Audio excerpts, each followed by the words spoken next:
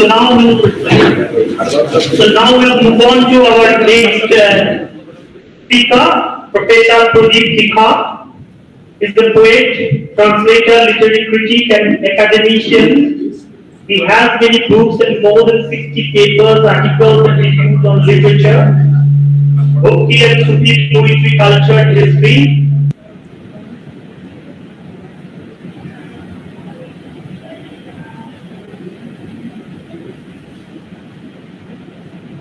Thank you very much. Dikha has written several monographs on contemporary writers and has conducted extensive research on medieval Bhakti poets such as Baba Farid and Mirabai. He has traveled widely for academic assignments. He has delivered.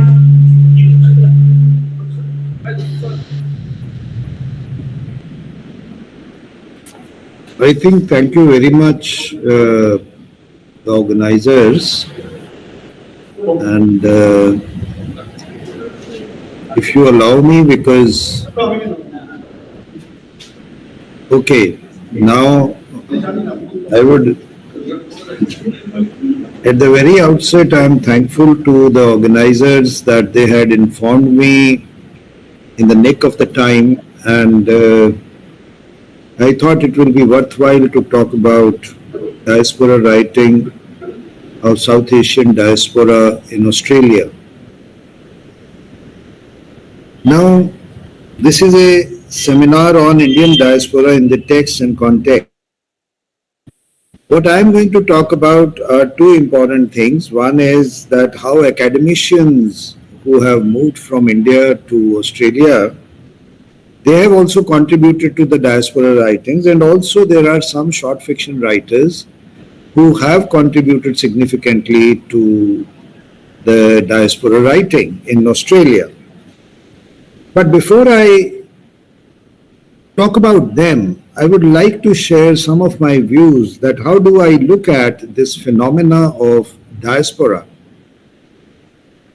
You know, all the maps and atlases with which we are familiar confront us with particular geopolitical picture of the world. Which is divided into distinct states and territories. This jigsaw of states is usually taken for granted as if the borders are built for eternity. Moreover, underlying the concept is clear and is well defined because we find that these borders are for eternity. Human mobility is an age-old phenomena. To travel is perhaps the primordial quest of man, though its dynamics and character is changing over time. Under the garb of globalization, international migration with various forms and features has been growing exponentially, and now we are living in a borderless world. A critic like David Newman, he writes that lines that continue to separate us, that is, the border is transformed from a barrier through which the other side is invisible, to a place where reconciliation, cooperation, and coexistence takes place now. Now, this is because of the globalization.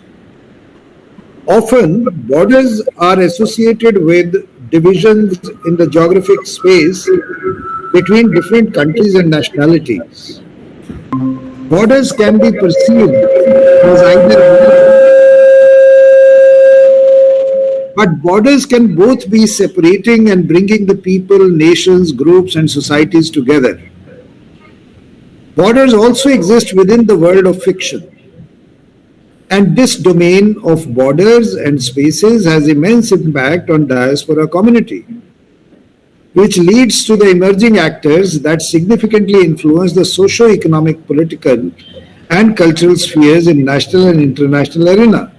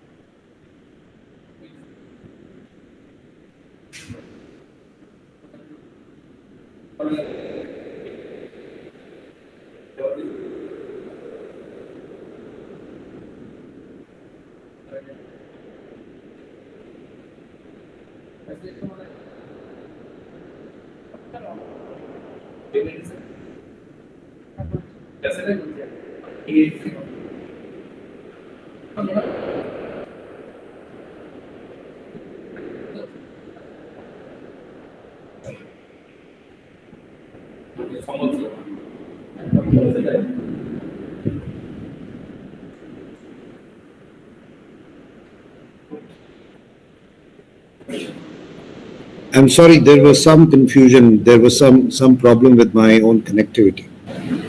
Whenever the diasporic writers they try to write home, the memory plays the vital role, and there are multiple journeys which they take back and forth. All cultural nuances give rise to the process of self-analysis and also to self-discovery and relocation.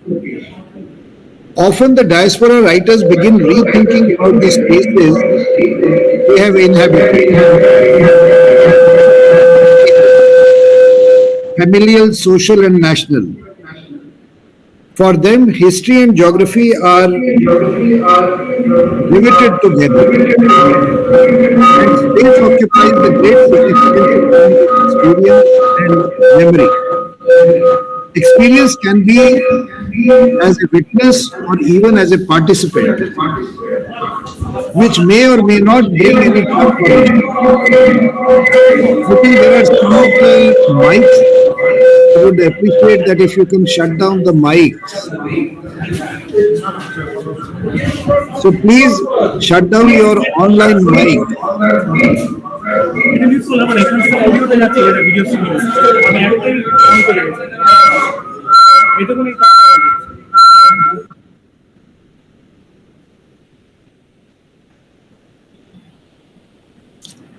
So if you, okay, thank you very much.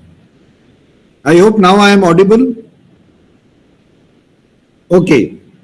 So what I am trying to say is that South Asian diaspora in Australia has played a significant role in spreading new ideas and thoughts, and perhaps this is the reason that even after 100 and 150 years of their recorded history, they are still growing strong. Their histories of migration are loaded with the stories and metaphors for which one of the writers from Australia, Judah Wharton, she says that they are imperishable people. They cannot easily perish. And Bhikkhu Parekh says that there is a banyan tree effect of diaspora community. Similarly, Salman Rushdie condemns this metaphor of banyan tree in his novel because roots, they signify conservatism and myths, which he is very much against them.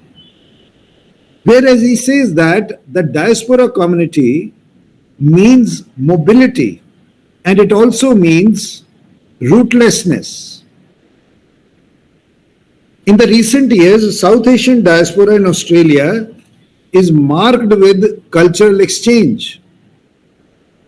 And we have to keep in mind that there are film festivals, there are film screenings, there are art exhibitions, there is academic traffic of students and researchers, faculty members, and also there is a reasonable group of writers who have migrated from the South Asian countries to Australia. So South Asian diaspora in Australia has created its own space in Australia. And these writers and these academicians are writing extensively about history, society, politics, culture, economics, and even their personal point of view regarding history. So they create their own contexts also, along with the texts. So other areas of concern for South Asian diaspora in Australia are the sense of alienation and ethnic issues, which are often ignored by the authorities and the policy makers. On the other hand, South Asian diaspora writers in Australia have complex cultural discourse in the academic circles. And there are a couple of literary researches which have taken place in the University of Melbourne, University of Wollongong, University of Deakin. Similarly, in India also, the people have researched on Australian writers as well as Indian South Asian diaspora writers. For example, the departments of political science, sociology, and English at Jawaharlal Nehru University, Delhi, they have conducted certain researches on these academicians and also the writings of the writers. But I am going to talk more about, what exactly do these researchers, they try to explore. These researchers, both in Australia and India, they are trying to explore the craft of writing, the social impact of their writings, how they construct or imagine the past for the sake of future.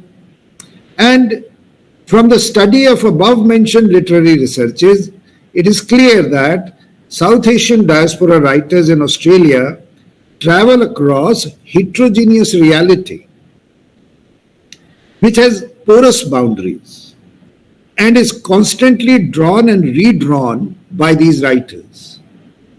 There is a tension between geographical location and a neutral space, which is occupied by literary narratives. It helps these writers to articulate an ambivalent identity of South Asian diaspora writers in Australia. The short story writers which I would like to mention here, they include Meena Abdullah, J.S. Sharat Chandra, Manik Datar, Sujata Fernandez, and Roana Gonzalez. There are some male writers also, for example, Satyendra Nandan and Abid. He is from Bangladesh. And of course, there are critics like Vijay Mishra who have been extensively writing. Now, these writers, they have innate ability not only to adapt, assimilate, and appropriate, but they also hybridize, reshape, and sometimes deliberately appropriate or misappropriate. In recent years, the new generation of writers, the process to fantasize about homeland has become easier through internet and websites. The South Asian diaspora writers in Australia have found their homelands more accessible through the online newspapers, magazines, and ethnic websites. The stories of these writers are about Indians in Australia during their early phase, and also about during their middle phase or even in the later phase or contemporary phase, we may say so.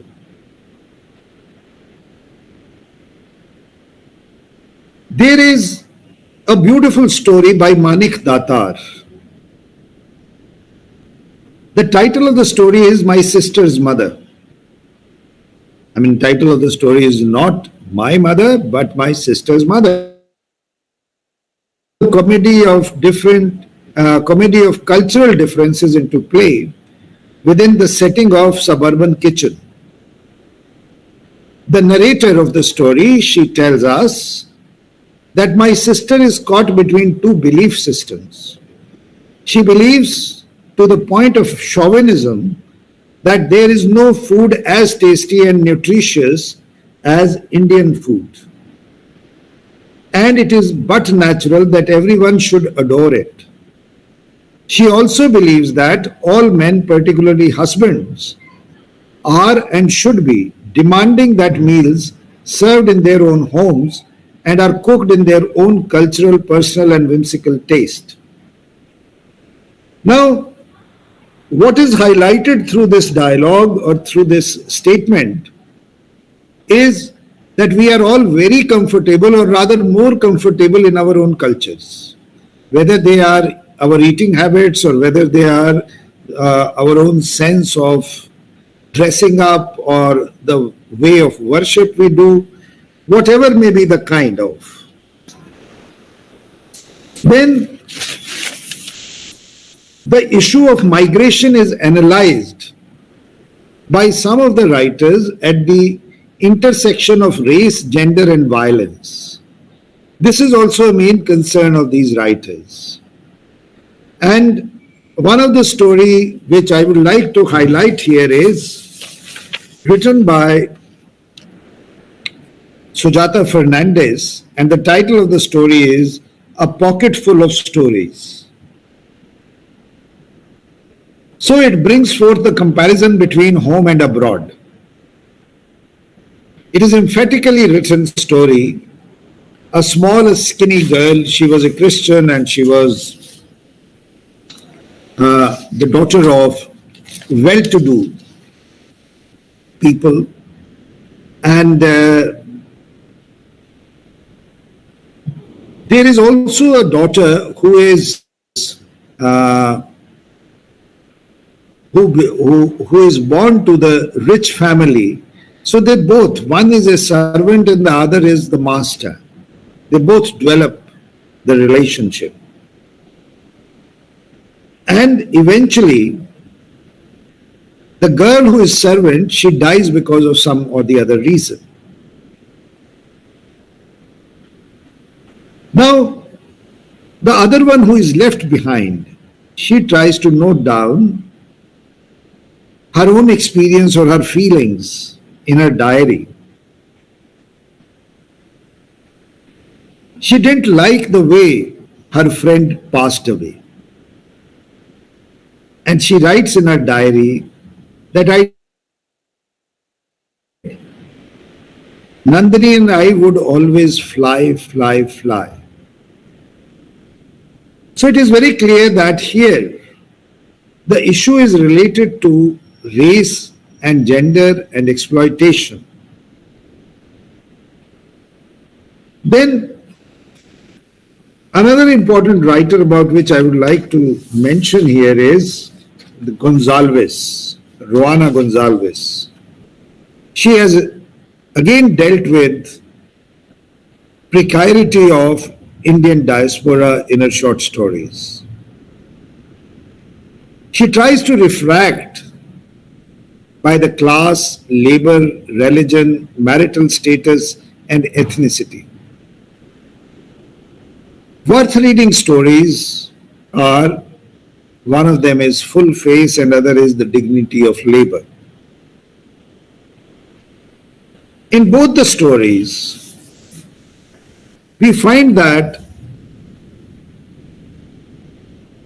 how the menial jobs which are done by these diaspora community girls, for example, the job of beautician, or the job of sweeper, or the job of house help. They are subjected to low wage employment. And there is a kind of insecurity and vulnerability of growing number of migrant women. That is what is highlighted in these stories. Another writer which I would like to mention here is Chandani Lokuge. She is from Sri Lankan diaspora.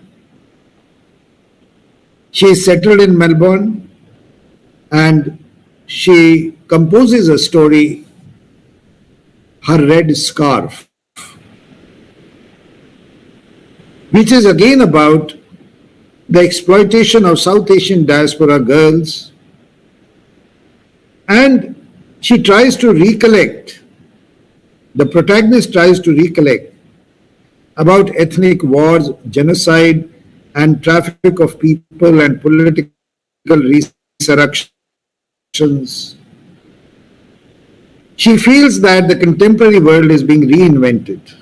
There are other writers like Adib Khan, Chitra Fernando, Sunita Perez de Costa, Christine Mangla, and Brijvi Lal. They are always writing about value systems. And it is an important to look.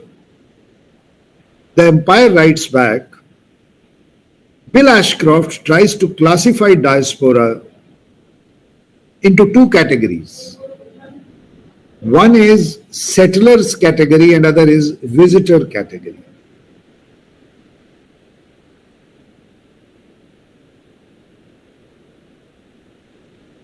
The settler diaspora is on visitors diaspora is on account of voluntary migrations of professionals and businessmen.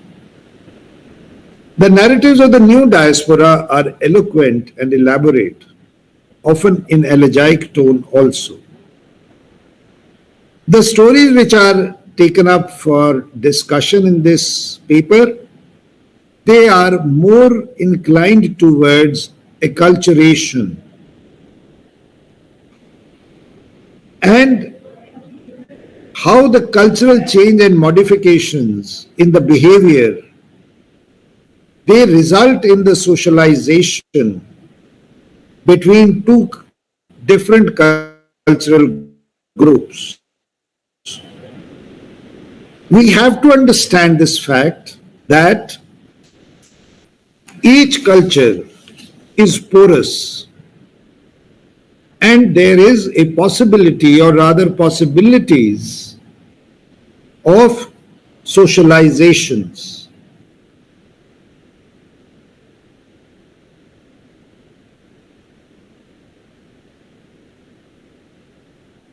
And external influences. Adaptation is influenced by global process, and so is the desire to assimilate, and therefore the process of acculturation takes place. The stories also reveal that South Asian diaspora writers do have a strong sense of connection with the homeland. The homeland might be imaginary, but still it has a real connection. We have already referred to some of the stories. Moreover, the question is that why should we read these short stories? One, because they are short and crisp. Secondly, because they compel us to look at the possibilities of the sense of belongingness. The belongingness to the place and to both the places. The place which we have left behind and the place which is there right before us, where we are actually living, the protagonists, the writers, and others. The writers seem to suggest that migrants often suffer emotionally due to three kinds of disruptions. One, that one has lost the place where he belonged to. He enters into an alien language. That is a second reason. And thirdly, he finds himself surrounded by those whose social behavior and code is very unlike or even offensive to his own. Though diaspora consciousness or theory may be new, but migration is centuries old phenomena. Whether the migration is internal or it is external. Coming back to the initial assumption of with which I started my brief discourse, I can come to the common denominators. That what were the common denominators in these narratives which I have mentioned? These narratives can be interpreted from the psychoanalytical point of view, number one. Number two, their writings effectively portray the trauma of discontent. Or we can say trauma and discontent, trauma or discontent of the subconscious that gives rise to nostalgia for the homeland. But at the same time, they celebrate their status because now these writers are making good money out of it. These writers are, they are extremely rich writers. So even if it is sense of loss, at least they have achieved something in terms of monetary gain.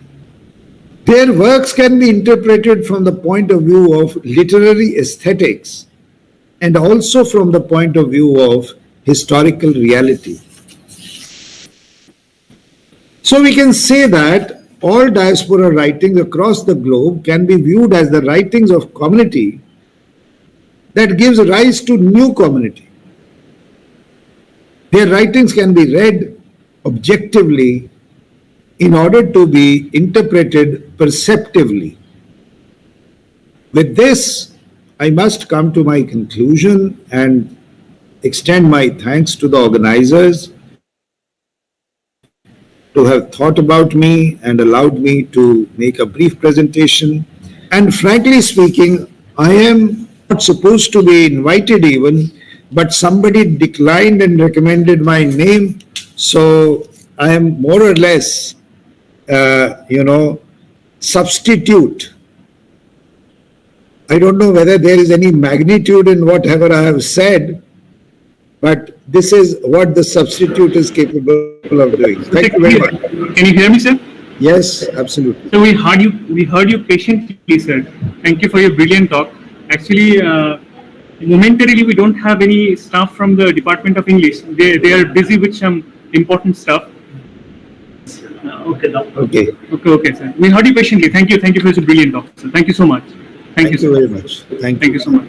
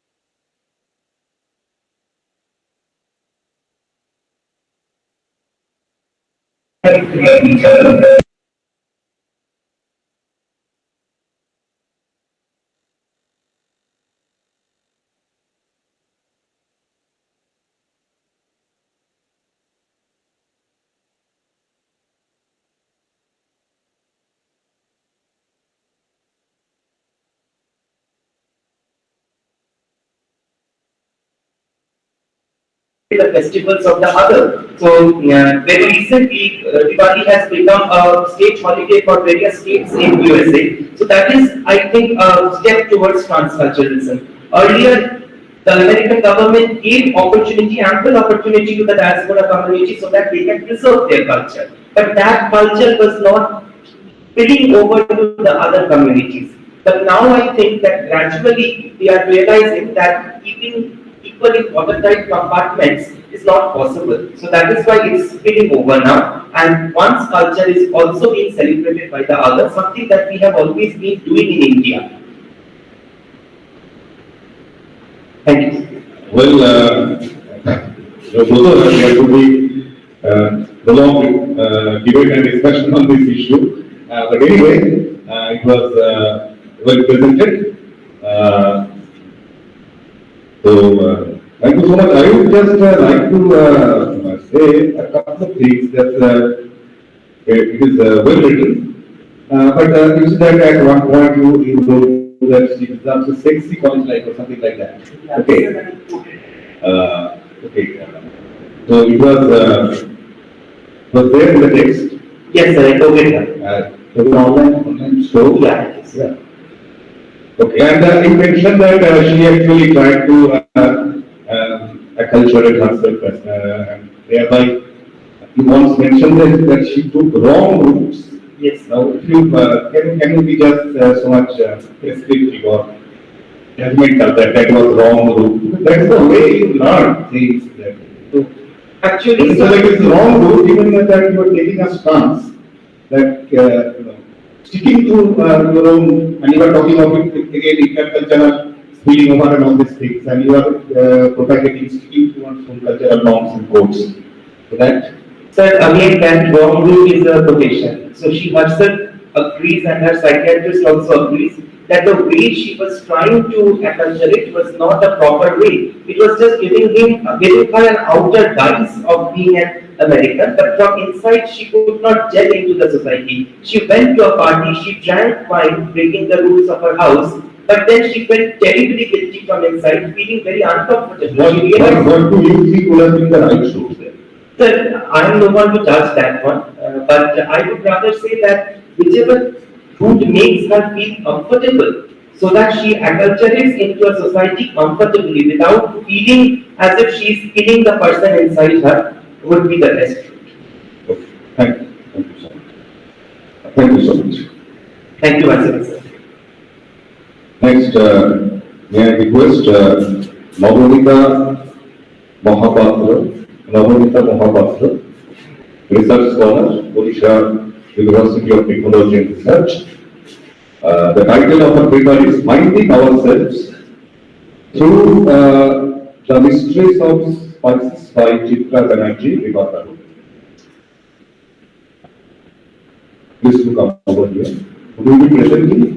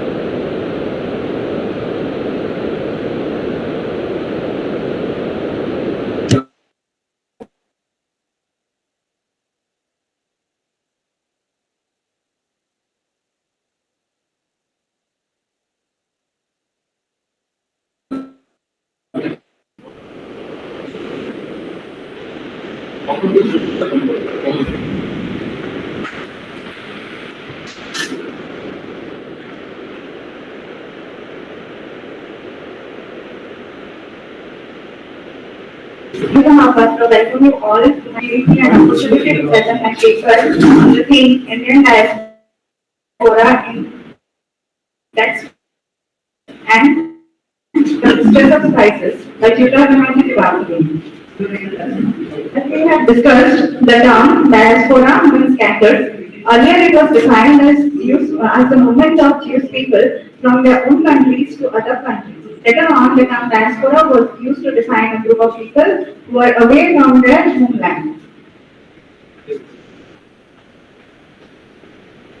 Some of them decided to paint down their experiences, which gave us diasporic literature. The leading themes of this literature are loss of identity, a quest for self, alienation, nostalgia, uprooting from culture and traditions.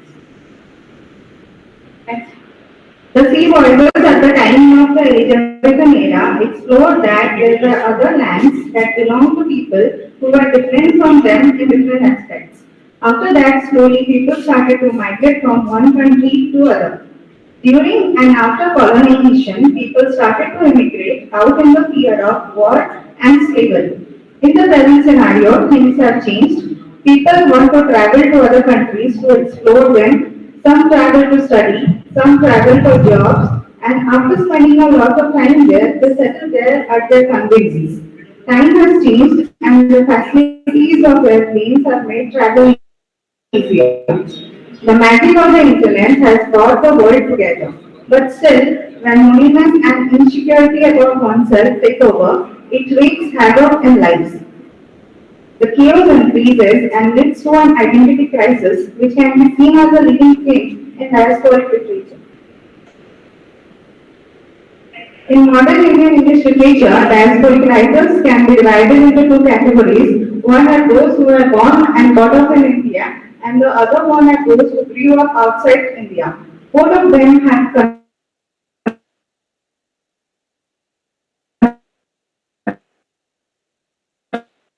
contributed a lot of narratives by portraying the Indian English writers like for example Jhumpa Lahiri, Meena Alexander, Rohita Mistry, Amita Ghosh, Kiran Desai, Chitra Banerjee Divakar, and many more are the prominent stars of Indian diasporic literature. Chitra Banerjee Divakar, born on 29 July 1936 in Kolkata. After that,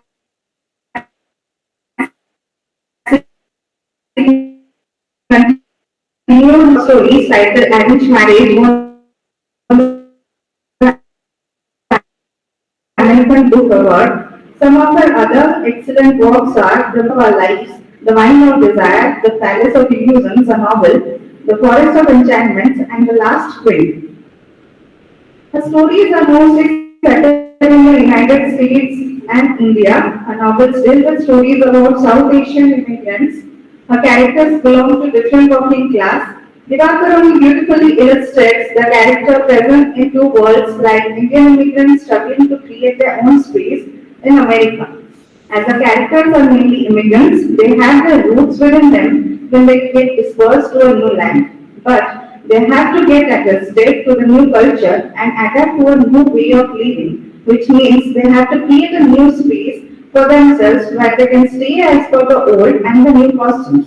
But somewhere in between, they lose themselves, which leads to an identity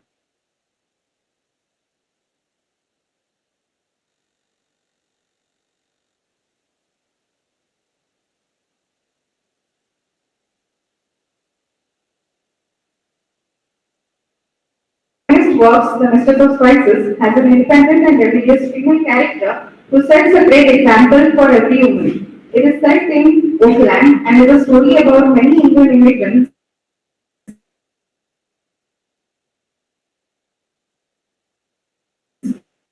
connected to the protagonist, Philotoma, who acts as a savior to them in the alien land. The novel is divided into chapters by the names of spices, starting with a chapter between and flavors to our bland food, and in the story, the spices are the colors to the characters' lives.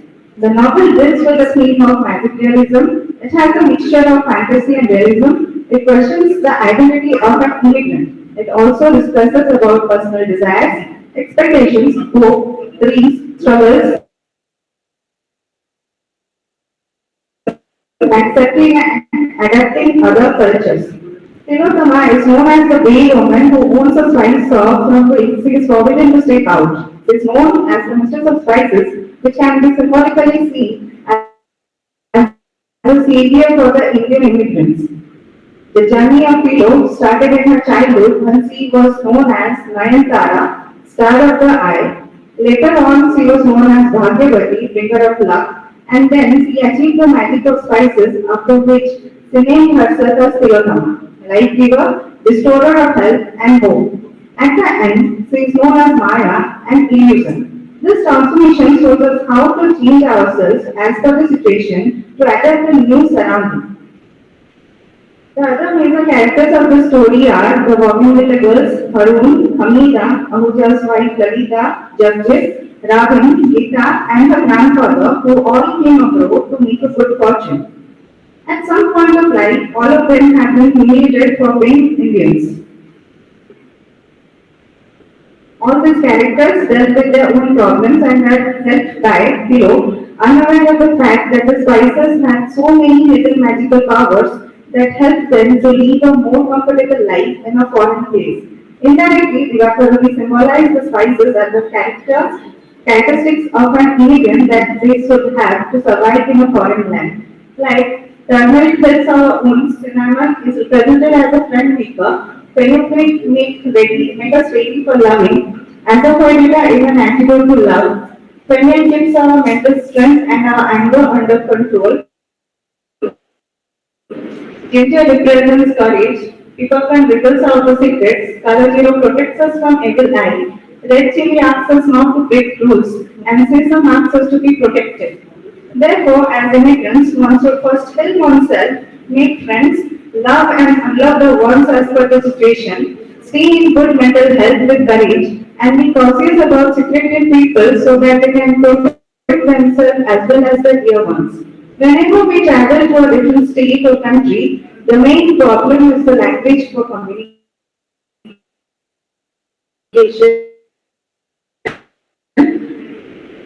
We try to these language barriers show us that this world is fragmented with multiple people, but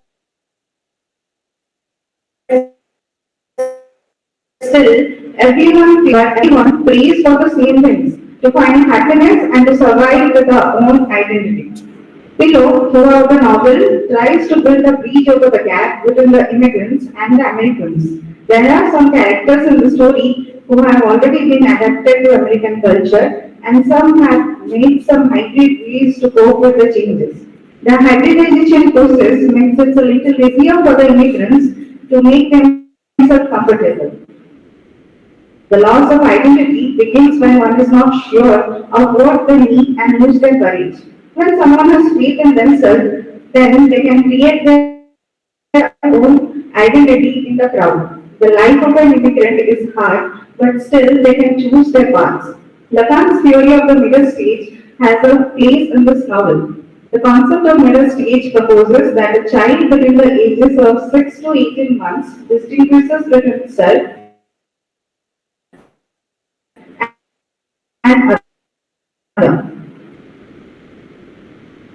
Taylor was forbidden by the old one to never look at the mirror. When she fell in love with Rahul, she started to feel reflection, but annoyed by the given concept of Lacan, so that she could distinguish herself from others and know that she is a talented and independent woman who eagerly fought. The mirror is used as a symbol by Diaspora to point out the identity issues faced by the immigrants.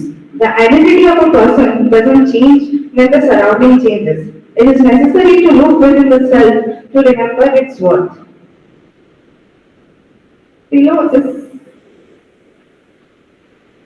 is constantly battling between her love and duty. She, as a savior of the immigrants, was kept in a cell within which she was bound to stay. She speaks as of a cable bird that leads a life of all comfort, but is not really happy as per a free bird. She was trapped in an old woman's body, and her transformation to Maya, as a beautiful young lady, gives the reference to stay updated with the modern age. It is important for an immigrant to stay rooted in their own traditions and with that to stay connected with the changes outside so that their identity does not get affected. Philo knew her responsibilities towards the immigrant and with that she wanted to experience a life as per her own wishes so as to not lose herself in this conflict by choosing between her love and role. She decided to stretch her wings. The characters of the novel define identity in a simple manner. It is not always necessary to create a big image of oneself in front of others. It is important to stay connected to the roots or a set of principles and openly accept the changes around us. At the end of the day, everything comes together, but only if one starts to adapt the new things as soon as possible. Identity lies in realizing one's own worth and to having faith in ourselves. Learning from and experimenting with his characters, Diaspora reflects a path for each immigrant to find themselves. Thank you. Thank you, Mahavidyalaya, for your presentation. Is there any question or observation on it from anybody? You have.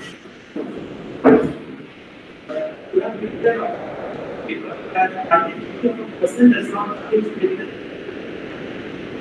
I might be a little praising it, but do you agree that with changing the cash location, changing environment, our identity also evolves? It doesn't remain fixed. It keeps on evolving with time and space.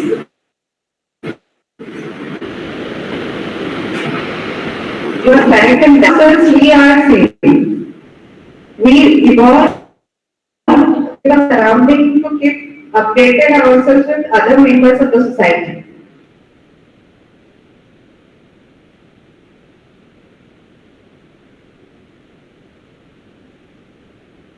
But country was different. She was a person who strictly adhered to all the rules that were prescribed by the old ones. But later, at the middle of the novel, we gradually see that she's become comfortable with challenging those set norms. And at the end, she's actually breaking those rules. Because she thinks that those, after coming to this new country, she thinks there's some better person more suited to the natural settings. So she is creating her identity, she is changing her identity. Yeah, he is evolving as I mentioned that from the bringer of the love till the user. She is evolving with her identities. But at the end she does what she needed to do.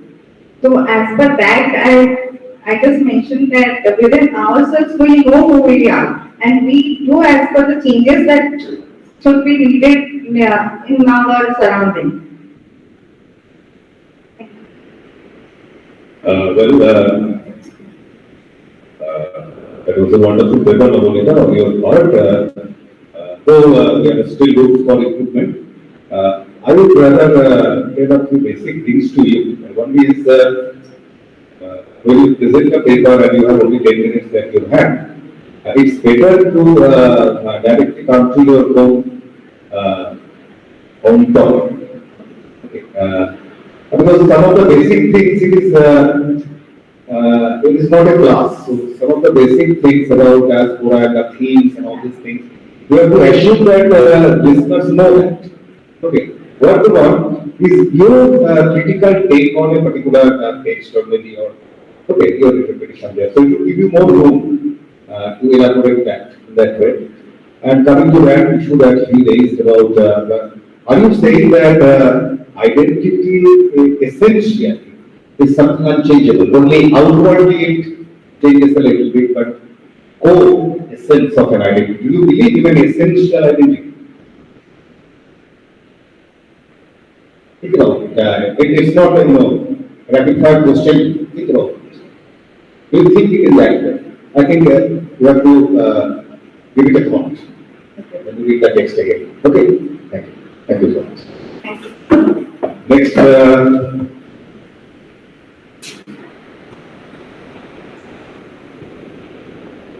Vanit Rao is not here. Vanit Rao. So here the last presenter here, Kali Prashanna Das, research scholar, University of Bardwan. We'll be talking on negotiating diaspora space in Jhumpa Lahiri's vicious sense.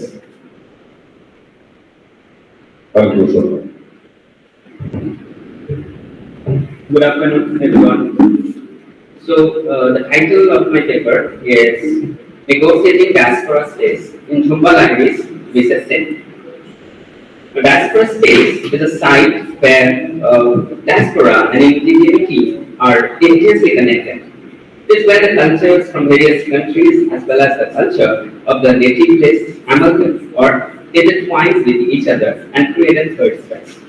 This encounter of the native or the host or the dominant cultural groups and immigrant groups paves the way for transformation or multiculturalism. It is not only the place where the immigrants feel uprootedness or unaccustomed, but the natives also feel uprootedness from their own familiar culture and political habits. As Dr. Prabhu said, the diaspora space is a site where the native is as much as a diasporian as the diasporian is a native. Therefore, the diaspora text should be negotiated from the native's point of view, which has been neglected time and again. Jhumpa Lahiri's Mrs. Sen is a famous story which can be produced from both the aspects of diaspora space. One is the immigrant's point of view, where they feel the in-betweenness of home and hostland and try to be acculturated with the dominant host culture. The other is the native's point of view, where it also falls between the in-betweenness of dominant native cultures and